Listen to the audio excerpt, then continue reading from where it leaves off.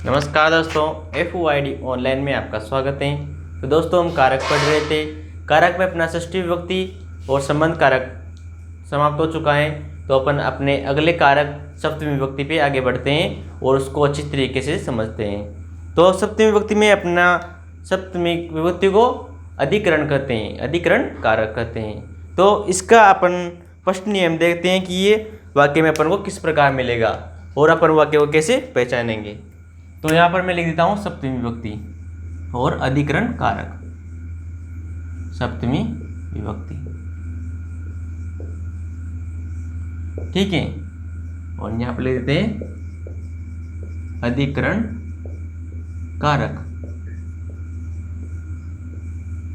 तो अपन इसका फर्स्ट नियम देखते हैं और इसको ये किस प्रकार अपन को वाक्य में मिलेगा उसको समझते हैं। तो इसमें क्या है, आधार और अधिकरण, यानी कि आधार क्रिया की सिद्धि में जो आधार होता है उसी में अपन को सप्तमी विभक्ति पहचानना है और उसी में अपन को क्या है, सप्तमी विभक्ति और अधिकरण कारक लगाना है। तो पहला अपना नियम होगा आधारो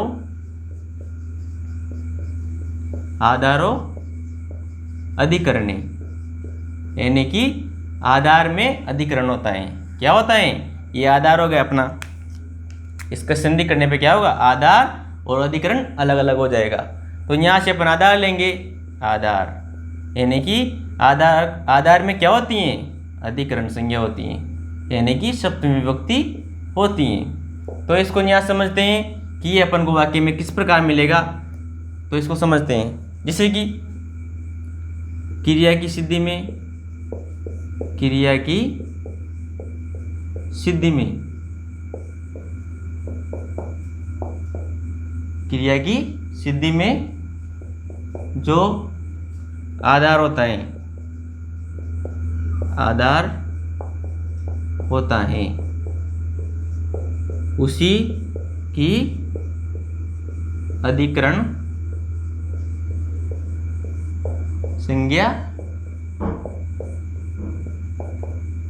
होती है। तो दोस्तों, इसको समझते हैं कि क्रिया की सिद्धि में जो आधार होता है उसी में क्या होगा, अपना अधिकरण संज्ञा होगी और सप्तमी विभक्ति लगेगी। तो इसको वाक्य से समझते हैं कि ये अपन को वाक्य में किस प्रकार मिलेगा, अपन इसको कैसे पहचानेंगे। जैसे कि यहाँ मैं आपको उदाहरण देता हूँ कि राजा सिंहासन पर बैठता है। क्या करता है, राजा सिंहासन पर बैठता है। तो अपन ने प्रश्न में सारणी में पढ़ा था कि इसका प्रतीक चिन्ह क्या था, सप्तमी विभक्ति का, मैं पर। तो यहाँ पर अपन को पर मिल गया। अगर यहाँ मैं मिले तो अपन को सीधे पहचान लेना है कि यहाँ पर सप्तमी विभक्ति होगी। और एक कारण ये होगा, मैंने यहाँ पर आपको बताया कि आधार और अधिकरण, यानी कि इसमें क्या आधार होगा, राजा सिंहासन पर बैठता है। वो बैठता तो है लेकिन किस पर, सिंहासन पर। तो ये अपना क्या होगा, ये अपना आधार हो जाएगा। क्या हो जाएगा, आधार हो जाएगा। तो अपन को इस प्रकार पहचानना होगा कि वाक्य में एक अपन को ऐसे मिलेगा कि राजा सिंहासन पर बैठता है। तो इसमें क्या हो जाएगा, सिंहासन अपना आधार हो जाएगा। तो इसको संस्कृत में बदलते हैं कि नृप, राजा को क्या बोलते हैं, राजा को संस्कृत में नृप बोलते हैं, यानी कि राजा, ठीक है। तो नृप सिंहासन, तो मैंने क्या बताया कि आधार होगा, जो वाक्य का अपना आधार होगा उसी में क्या लगेगी, सप्तमी विभक्ति। तो यहाँ पर सिंहासनी हो जाएगा। इसमें अपन ने सप्तमी विभक्ति का प्रतीक चिन्ह लगाया तो यहाँ पर क्या हो जाएगा, सिंहासनी हो जाएगा। तो नृप सिंहासने, सिंहासन पर बैठता है, बैठने में क्या बोलते हैं, तिष्ठ। तो तिष्ठ के साथ अपन प्रथम व्यक्ति का फर्स्ट यानी कि एक वचन लगाते हैं, जैसे कि तिष्ठति हो जाएगा यहाँ पर, ठीक है। तो नृप सिंहासने तिष्ठति, क्या करता है, राजा सिंहासन पर बैठता है। तो अपन ने इसको समझा। अब इसका एक और है, यहाँ पर एक और देख लेते हैं अपन। इसी में इस नियम में क्या है, एक आपको आपकी बुक में क्या दे रखा होगा, सप्तमी अधिकरणी। यहाँ देखते हैं, सप्तमी अधिकरणी, अधिकरणी यानी कि सप्तमी में क्या होता है, अधिकरण होता है। तो ये दोनों एक ही हैं। इसमें क्या है, आधार का अधिकरण हो रहा है, इसमें क्या होगा, सप्तमी विभक्ति, यानी कि इस सप्तमी विभक्ति में क्या होगा, आधार यानी कि अधिकरण कारक होगा। ठीक है, तो ये दोनों एक ही हैं। तो इसमें अपन ने समझ लिया है। अब अपने अपने सेकंड नियम पर बढ़ते हैं और उसको समझते हैं।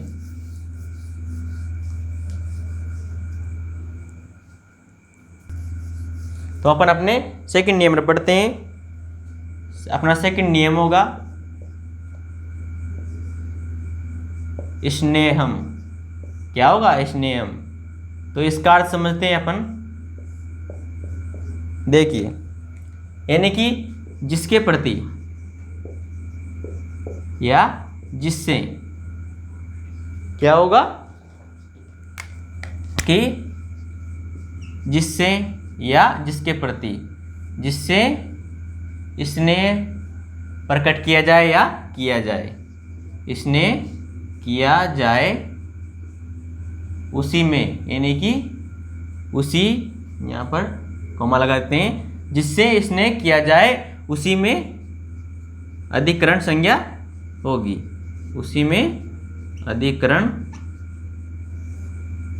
संज्ञा होगी या होती हैं। और अधिकरण में क्या होता है, सप्तमी विभक्ति होती है, अधिकरण संज्ञा होगी।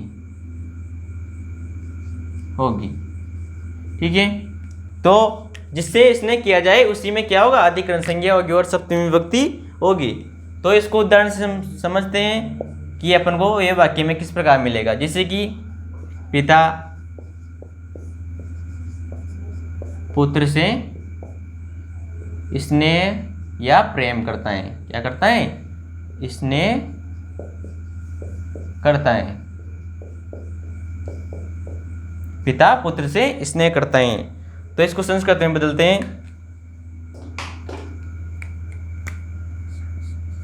कि पिता को क्या बोलते हैं, पितृ बोल सकते हैं, लेकिन अपन यहाँ पर पिता ही ले लेते हैं, पिता ही बोलते हैं संस्कृत में पिता को। ठीक है, पिता पुत्रे।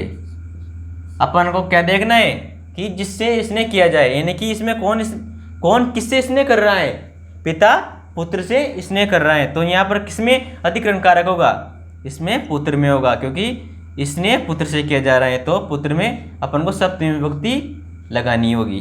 तो यहाँ पर मैं यहाँ पर लगा दिए। तो पिता पुत्रे क्या करता है, स्नेह, यानी कि स्नेहयति। क्या कर रहा है, स्नेह कर रहा है, यानी कि प्रेम कर रहा है। ठीक है, तो यह बहुत सीधा नियम था अपने। तो आप, मैं सपोज करता हूँ कि आपको अच्छी तरीके से समझ में आया होगा। अब अपने अगले नियम पे बढ़ते हैं अपन। तो अपना थर्ड नियम होगा, तो अपना दोस्तों तीसरा नियम होगा संलग्न चतुर्थात्मक च, यानी कि संलग्न का अर्थ हो जाएगा व्यस्त या बीजी। तो संलग्न का अर्थ क्या हो जाएगा, व्यस्त। और चतुर, यहाँ से अपन संधि करेंगे चतुर प्लस अर्थ, यानी कि यहाँ पर आ जाएगा अपना शब्द चतुर। तो इन दोनों धातुओं या शब्दों का प्रयोग अगर वाक्य में हो तो वहाँ पर क्या होगा, अपना अधिकरण कारक हो जाएगा। तो इसको अपन इसकी परिभाषा देखते हैं कि ये किस प्रकार अपन को वाक्य में मिलेगा। ठीक है, तो कि संलग्न व चतुर्थक, यानी कि चतुर अर्थ वाली। यहाँ पर अपन यहाँ ऐसे कर लेते हैं कि संलग्न व चतुर अर्थ वाली धातुओं का प्रयोग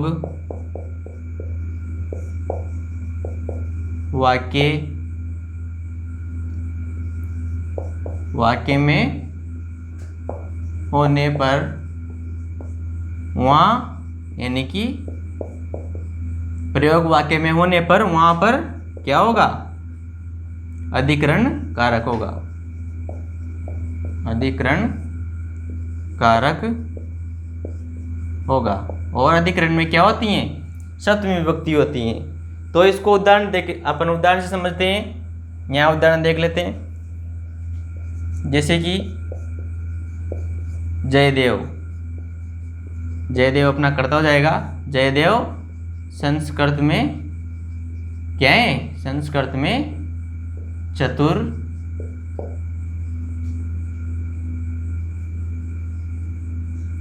हैं। क्या है? जयदेव संस्कृत में क्या है? चतुर हैं, यानी कि वो बुद्धिमान है। ठीक है, तो इसको संस्कृत में बदलते हैं। जयदेव अपना कर्ता हो जाएगा, यह जयदेव का जयदेव हो जाएगा, और अपने कर्ता के साथ क्या लगती हैं? विसर्ग लगती हैं। तो जयदेव संस्कृत, इसमें किसमें वो चतुर हैं? संस्कृत में चतुर हैं। तो इस चतुर के कारण यहाँ पर क्या होगा? सप्तमी विभक्ति और अपना अधिकरण कारक होगा। तो संस्कृत में क्या लगेगा? सप्तमी विभक्ति का प्रतीक चिन्ह लग जाएगा। तो जयदेव संस्कृते चतुर क्या है? चतुर अस्ति। ठीक है, जयदेव संस्कृते चतुर अस्ति।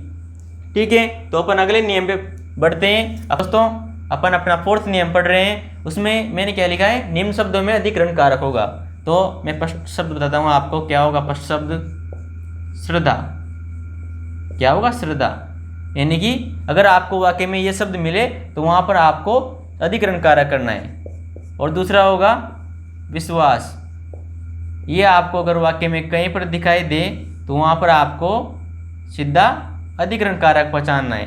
ठीक है, तो यदि आपको ये दोनों शब्द वाक्य में मिल जाए तो आपको वहाँ पर अधिकरण कारक और सप्तमी विभक्ति लगानी है। तो इसमें कुछ अधिक पढ़ाने की कोई जरूरत नहीं है। अपन अगले नियम पे बढ़ते हैं। तो अपना अगला नियम होगा, तो अपना 5th नंबर पे अपना नियम होगा, यस्य च भावेन भावलक्षणम। क्या होगा? यस्य च भावेन भावलक्षणम। तो इसका अर्थ समझते हैं, इसकी हिंदी समझते हैं। यहाँ से देख लेते हैं कि जब दो क्रियाओं में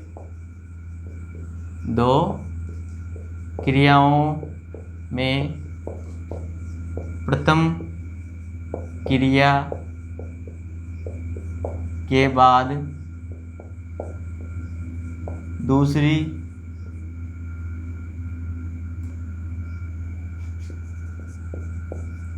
दूसरी क्रिया शुरू होती हैं या प्रारंभ होती हैं तो प्रथम या पूर्व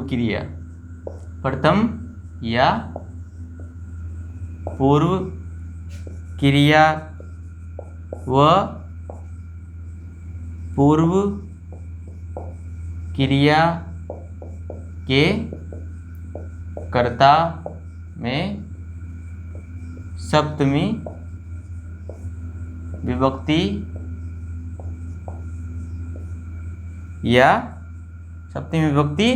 व अधिकरण कारक होता है।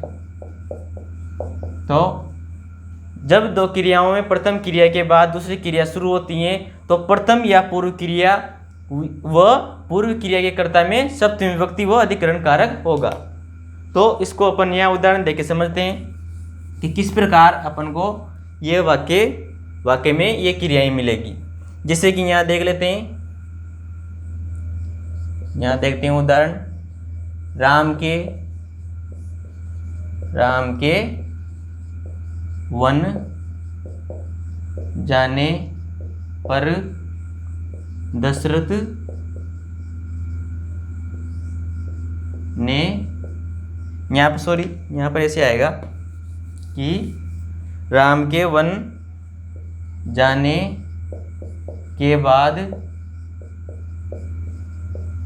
दशरथ ने प्राण त्यागे। ठीक है, तो इसमें दो क्रियाएं कैसी हुई कि राम के वन जाने के बाद, यानी कि फर्स्ट क्रिया क्या होगी, राम वन को गए, फिर उसके बाद क्या हुआ, दशरथ ने प्राण त्यागे, यानी कि दशरथ की मृत्यु हो गई। तो इसमें दो क्रियाएं हो गई, फर्स्ट तो हो गए राम वन में गए और दूसरी दशरथ ने प्राण त्यागी। तो अपन इसको संस्कृत में बदलते हैं कि राम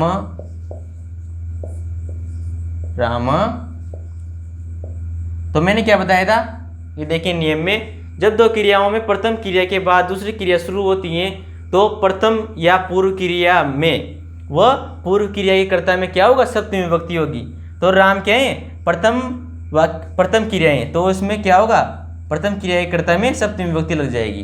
तो यहाँ पर हो जाएगा रामे वनम, कहाँ गए, वन को, रामे वनम गते।